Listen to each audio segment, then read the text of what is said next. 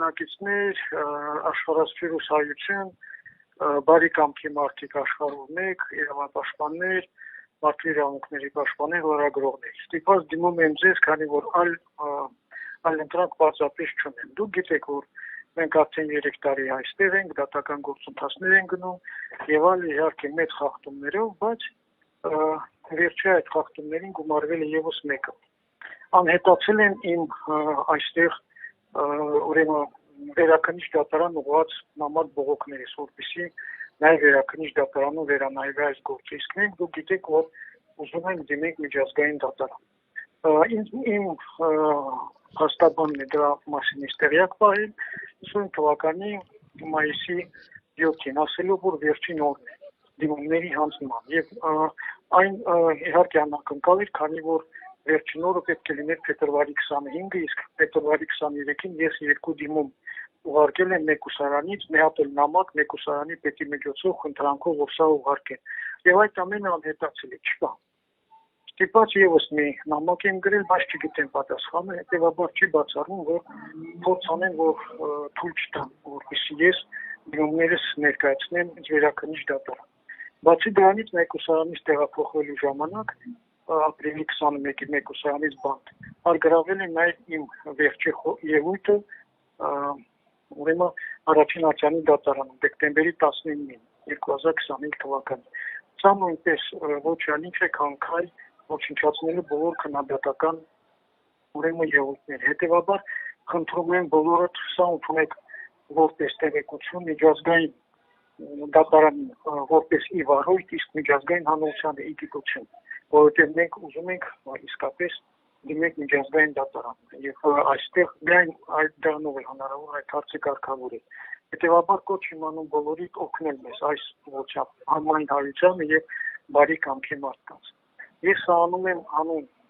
արդարության, ժողովրդավարության, մարդու իրավունքների պաշտպանության, հանուն իսկական խաղաղության։ Եվ կարծում եմ սա միակ ճանապարհն է այս ուղղությամբ։ Հետևաբար նաև կխնդրեի, որպեսզի պահանջեք, խնդրեք, որպեսզի մեր վերջին ելույթները ձեզ տրամադրեն նաև տեսանյութով, եթե արդեն չեն ոչնչացել։ Իսկ հիմա ես կուզենայի հակիրճ ներկայացնեմ դատական գործընթացը, ով է իմանում, վաղը ինչ կլինի հետս, որպեսզի դուք տեղյակ լինեք ընդհանուր առմամբ ինչ է կատարվում։ Այս դատավարությունը, որ ընթանում է, իհարկե շինծու է, հաղթում են կոկտորեն բոլոր նորմերը մարդասիրության, արդարության, միջազգային իրավունքի, իրենց սեփական օրենսդրությունը։ Ես կոչ եմ անում, որպեսզի մեր հայրենանվեր հայությունը միավորվի եւ պաշտպանենք մեր իրավունքները, որովհետեւ մենք դիմելու ենք միջազգային դատարան։ Իրենց բոլոր փաստարկները շինծու են, փուչիկ են, շատ թույլ են, չեք պատկերացնում։ Եվ այս դատավարությունը ոչ թե դատավարություն է, սա էթնոքաղաքական վենդետա է, էթնոքաղաքական լինչ է ուղղված մեր ժողովրդի անցյալի, ներկա եւ ապագայի։ Այնքան էին շատ այդ չարաշահումները, այդ խախտումները, որ նույնիսկ որոշ փաստաբաններ դրա մասին նշել են, հայտնելով, որ ժամանակը կգա իրենց համար ամոթ կլինի այդ բոլոր ուրեմն խախտումների համար։ Ես կասեի նաև ցավոտ կլինի, որովհետև կան որոշ գաղափարներ, որոշ չգրված օրենքներ, գրված օրենքներ հավատքի հետ կապված, որոնց խախտումը այդ թվում առավել եւս գիտակցաբար, կամավոր եւ հանդուգն որևէ մեկին չի ներվում երբևիցե։ Եվ մեջբերել եմ նաև իրենց Ղուրանից մի ասացվածքը, որտեղ ասվում է, որ Աստված չի սիրում ուրեմն հանդուգն եւ ինքնահավան, այսպես ինքնագոհ մարդկանց։ Եվ սա շատ կարևոր է։ Կարծում եմ, որ դա ունեցավ իր ազդեցությունը եւ այնքան է շատ այդ խախտումները, որ երբեմն նաեւ տրագիկոմեդիա է հասնում, ասես օրինակ առաջի բանը, որ աչք է ծագում, դա մեղադրականում այն ինչ գտել են իմ մոտ խոզարկման ժամանակ։ Նրանք գրել են, որ հայտնաբերվել է 2 մետրական իրեր, սպիտակ եւ դեղին գույնի։ Այդ սպիտակ եւ դեղին գույնի իրերը իմ ոսկյա ոզնոցն է խաչով եւ տեղողորմյաս կամ թզբեղս, որը արծաթե եւ երկուստեղ ձերքի աշխատանք է։ Հիմա նշում են, որպես սպիտակ գույնի եւ դեղին գույնի ինչ-որ մետաղական իրեր, այսինքն կարելի է ասել երկարաթե, չգիտեմ, կթալ եւ այլն, ոնց հետո պիտի բացատրեք։ Սա հասկանում եք, սա պետական մակարդակով, այսպես դարի դատավարությունն է։ Այնուհետև շատ հետաքրքիր է այսպես կոչված վկաների բարձաբանումները։ Մի վկա, որ ինձ առաջինը ճանաչեց ճակետներում, դա այն էր, որ ինձ ասեց, որ դու Վիտալի Բալասանյանն ես, քեզ լավ հիշում եմ, ծեծում էր ինձ, խոշտանգում էր, այնուհետև բոլորը ասեցին, որ նա այլ մարդ է, բայց սա չէր հանգստանում։ Իմ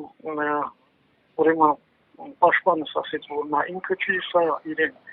անպատվեց, հայ համարեց, հետո տեսավ, որ իրավիճակը բարձրացել է, սկսեց ինչ-որ սիմուլյանտություն անել։ Մյուսը, որ ինձ ճանաչեց էլի ճակետներում, մի մարդ է, որ ասում է, որ ես իրեն խոշտանգում էի 1994 թվականի ձմռան։ Եվ ասում է, չես փոխվել առհասարակ, հասակը 2 մետր նույնն է, ուրեմն ոսկե գույն մորուքով, բեխերով եւ մազերով ոչ մի ձևով չես փոխվել։ Դա ասում է, որ իրեն մատնանշելով մեզ ծեծում էինք դաշան ձևով 93-92 թվականին կախել էինք գլուխը դեպի ներքև 7 օր պահել էինք այդ իրավիճակում ծեծում էինք երկաթի ձողերով ինչ-որ փայտերով ես հարցնում եմ ասում եմ նույնիսկ չղջիկները որոնք մեկ միլիոն տարի կամ միլիոնավոր տարիներ էվոլյուցիա են անցել չեն կարող ամբողջ օրը 7 օր իրար հետևից կախված մնան ո՞նց է դու կախված մնացել հասկանում եք նման բաները նորմալ դատարանում պետք է ազնվազն 3 ուրեմն պատասխան տրվի դրանց կամ այդ մարդիկ պետք է ներողություն խնդրեն կամ նրանց նկատմամբ պետք է փոխհակամություն անել բժշկական միգուցե ինչ-որ խնդիրներ ունեն կամ պետք է որպես զրպարտություն համարեն եւ դատի տան ոչ մի բան տեղի չունեցավ հակառակը նրանք գալիս էին բոլոր դատավարությունների շատ ու շատ այլ դատավարությունների եւ նրանց ցույց են տալիս առաջին պլան իրենց հերոստատեսություն հետաքրքիր է նաեւ այն որ ուրեմն մեր քննության ժամանակ նախաքննության բերեցին եւ ցույց տվեցին ԼՂՀ ազգային ժողովի պատգամավոր Դավիթ Գալստյանի նկարը ասեցին որ սա հայտնի մաֆիոզ է որը ուրեմն զենք էր վաճառում ես ասեցի այդ մարդը դրա հետ կապ չունի հետո պարզվեց որ սա այլ Դավիթ Գալստյանը պատրոն Դավո կոչված անձ բայց խնդիրը նա է որ այդ պատգամավորի նկատմամբ արդեն 73 հատ վկա վկայություն են տվել եւ անձամբ ուրեմն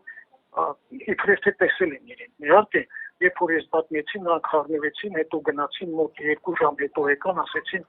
փոխել ենք եւ կասեք որ դուք փրկել եք Գալստյան Դավիթի կյանքը չգիտեմ ինչու են փրկել սա է իրավիճակը այդպեսին է եւ երբ որ նաեւ մեզ ներադրում են տնտեսական ապօրինի գործունեության մեջ նրանք բերում են որ ճանաչված պետությունները ապօրինի կազմավորումն են եւ նրանց հետ տնտեսապես որևէ կապ ունենալը արդեն ինքնին ուրեմն հանցագործություն է բայց ինչ է տեսնում ունեցել դատավարության ժամանակ այդ թարգմանության սինխրոն սարքը պատրաստված եղել Թայվանը ես դա նկատեցի այսինքն իրենք դատում են անջատողականների օգտագործելով անջատողական աստորեն տեխնիկա բայց ասում են որ չի կարելի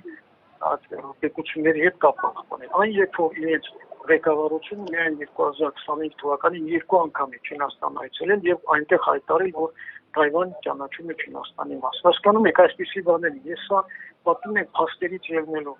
սա ոչ թե երևակայություն հետեւաբար սա է իրավիճակը ինչի է այդպես որովհետեւ կարծում եմ կա պետական այսպես աշխարհակահաղական ատելություն ես մատնանշել եմ նաև իմ ելույթները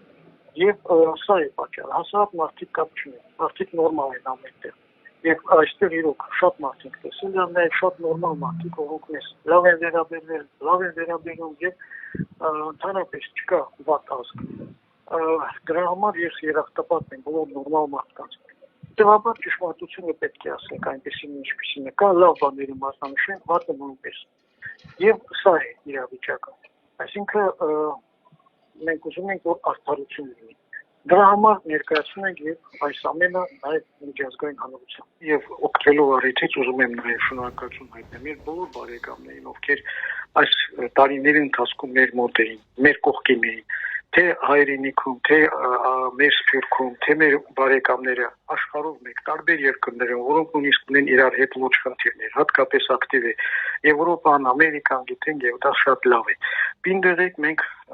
այս պահի դուրսությամբ դերևս ամեն ինչ նորմալ է եւ բանտում եւ այլը տեսնենք բայց շատ շնորհակալություն որտեղ այդ պայքարը ոչ միայն մեզ համար է դա արդարության մարդու իրավունքների ժողովրդավարության համար է